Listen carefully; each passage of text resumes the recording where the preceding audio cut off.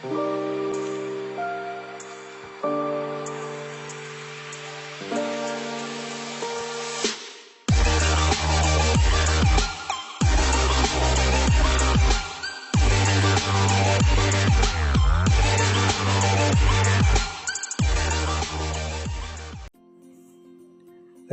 हरी माऊली.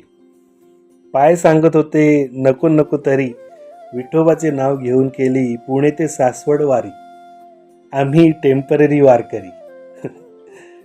स्वारगेटला सुरू केलेला प्रवास माऊली माऊली करत कधी हडपसरपर्यंत पोचला कळलेच नाही. लहान मोठे, विद्वान गारगोटे सगळेच वारीत सहभागी झालेले. रस्त्यात तुकोबांचा नगारा, त्यांचे अश्व आम्हाला भेटले आणि धन्य झालो. जेव्हा हडपसरला पोचलो तेव्हा समजले ज्ञानोबा माऊली विसावा घेत आहेत आणि तुकोबा महाराज मागून येत आहेत. तुकोबा महाराजाची वाट बघत बघत त्याच चौकात उभे राहिलो. तिथे एक आजोबा आपल्या नातवाला कॅमेऱ्याकडे बघण्यासाठी नाचून दाखवत होते, तर तो छोटा वारकरी कॅमेरा सोडून कॅमेरा धरलेल्या वडिलांनाच मिठी मारत होता. तेवढ्यात एक माऊली माझ्याकडे आली, म्हणाली, पाय दुखत आहे, तुम्ही ज्या खांबाला टेकून उभा आहात तिकडे मला उभं राहायला द्याल का? आणि मीही हसत हसत त्यांना ती जागा दिली. ही माझ्याकडून झालेली पहिली सेवा. तेवढ्यात तुकोबाराय तिथे आले आणि जशी चिखलातून कमळ उगवतात तसे प्रत्येकाच्या खांद्यावरून त्यांची त्यांची पिलं, सफेद, लाल, पिवळा अशी कपडे घालून हात जोडून वर आले आणि तुकोबारायांना नमस्कार करू लागले.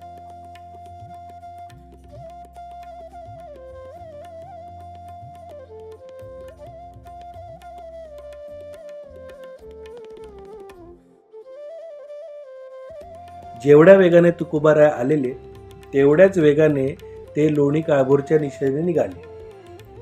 मग आम्ही पण ज्ञानोबा माऊलींच्या मागे रस्ता तोडवत, फुरसुंगीचा दुर्गंध घेत, रस्त्याची धूळ खात, ऊन वारा आणि न झालेल्या पावसाची आस बाळगत, खिचडी वडापावचा फडशा पाडत पुढे जात असताना यात्री एक्सप्रेस या यूट्यूब चॅनलचे विशाल महाराज यांचेही दर्शन झाले आणि धन्य झाले.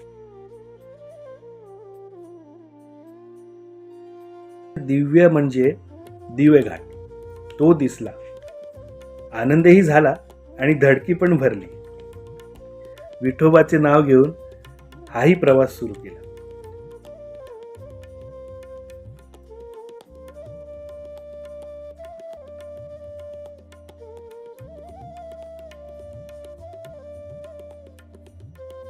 त्याचे प्रवेशद्वार बघता मन प्रसन्न झाले आणि थोडे हसूही आले.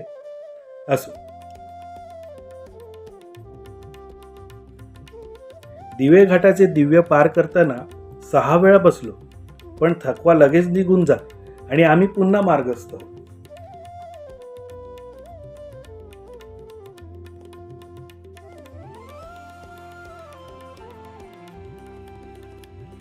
पांडुरंगाला लवकर भेटण्याची ओढ काही लोकांना लागली होती, पण त्यांची जबाबदारी मी पांडुरंगावरच टाकून पुढे निघालो.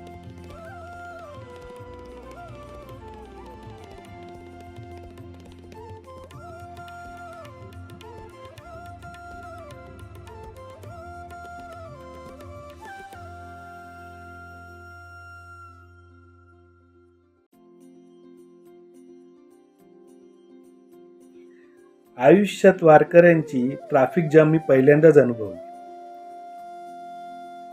रागावर ब्रेक लावत, भावनांचा क्लच दाबत आणि विठू नामाचा ॲक्सिलरेटर देत कधी विठोबाचे रूप डोळ्यासमोर आले कळलेच नाही. पांडुरंग कमरेवर हात ठेवून जणू आमची मज्जाच बघतो आहे असे वाटू लागले.